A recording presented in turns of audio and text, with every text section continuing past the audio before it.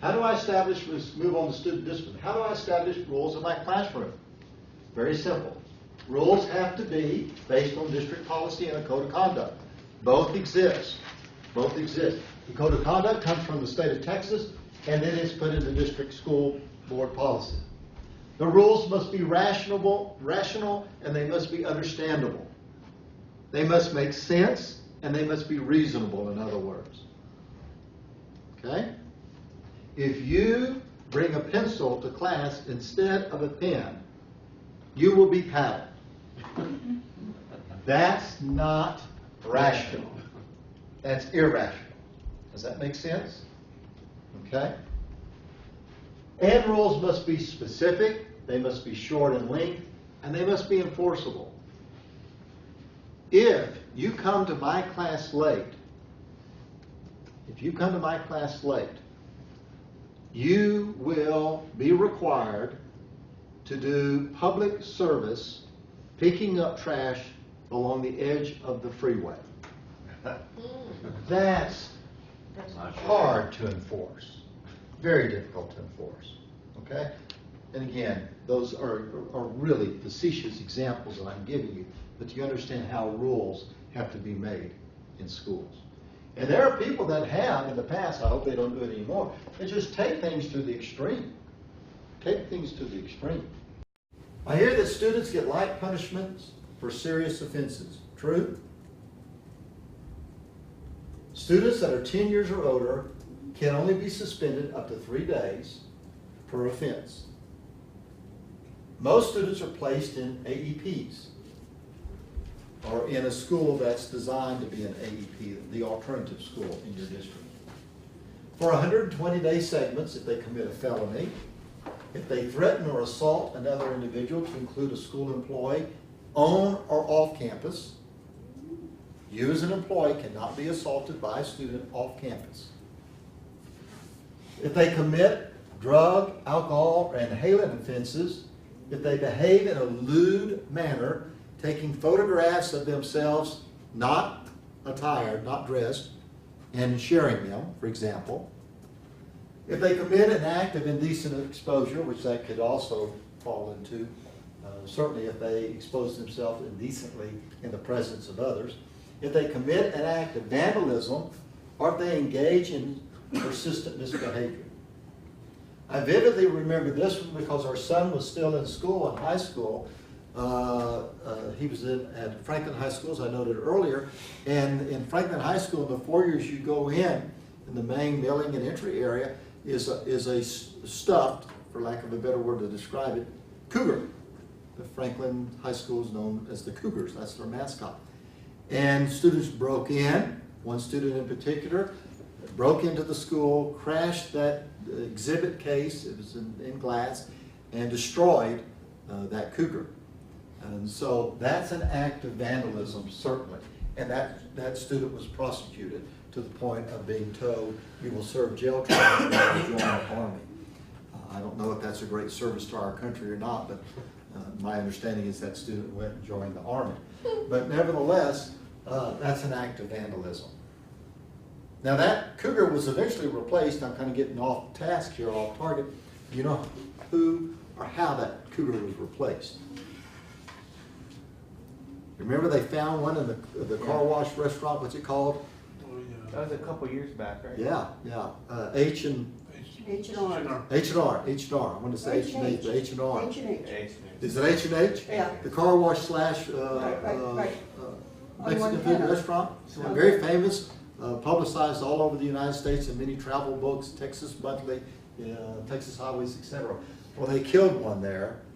Can you imagine one just showing up in town? But it does happen.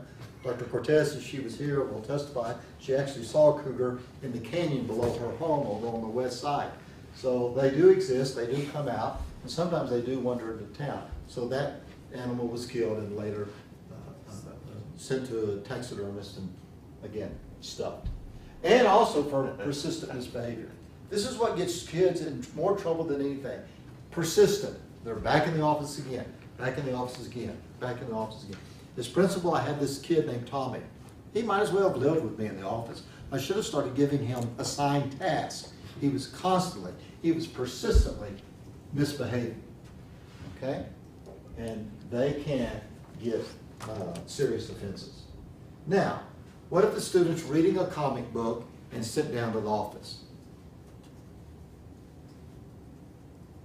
Shouldn't that be a serious offense?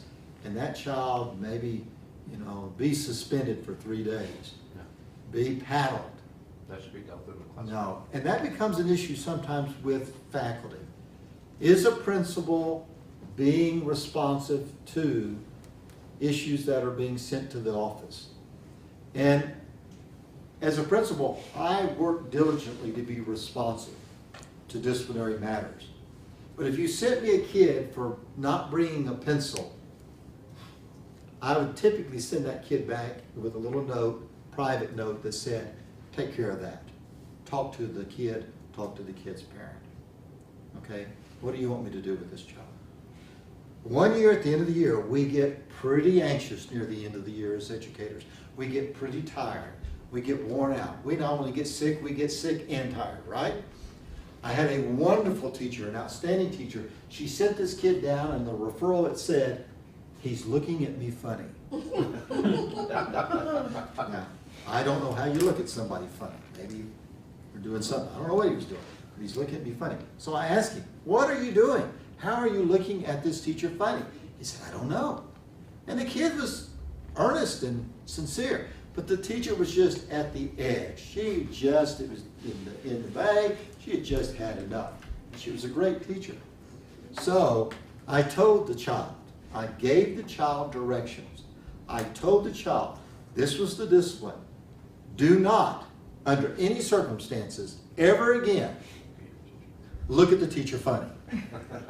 In fact, I recommend you just not look at her. Okay? Unless you have a question. Okay. Okay. I said, all right, go back.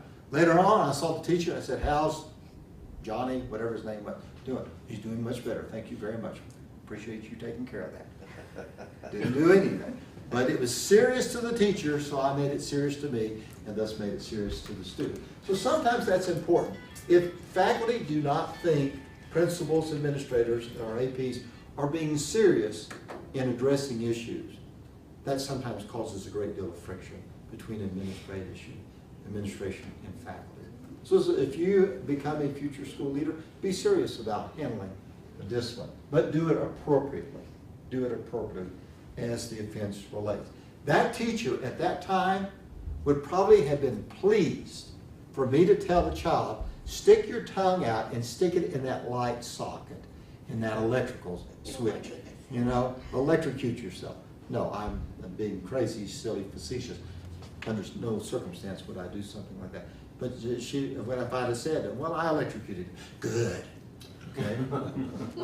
We do reach those points as faculty.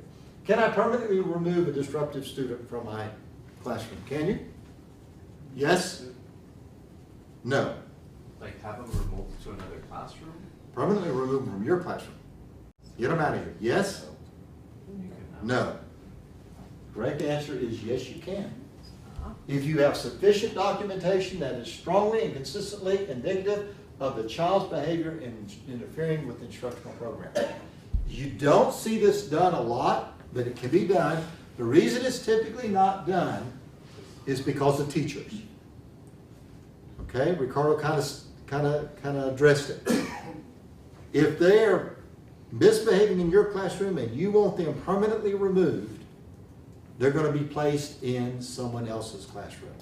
So teachers realize, well, if I kick them out of my classroom, someone else is going to get them. So I'm just going to bear the burden. And I'm not saying that's right, I'm not saying that's wrong. But quite often, that's the reason you don't see this occur. And as an educator, it goes on your file, so. Yeah, but it does. But if your documentation is strong enough to support this, that can't be used against you. It's the law. You can do it. All right.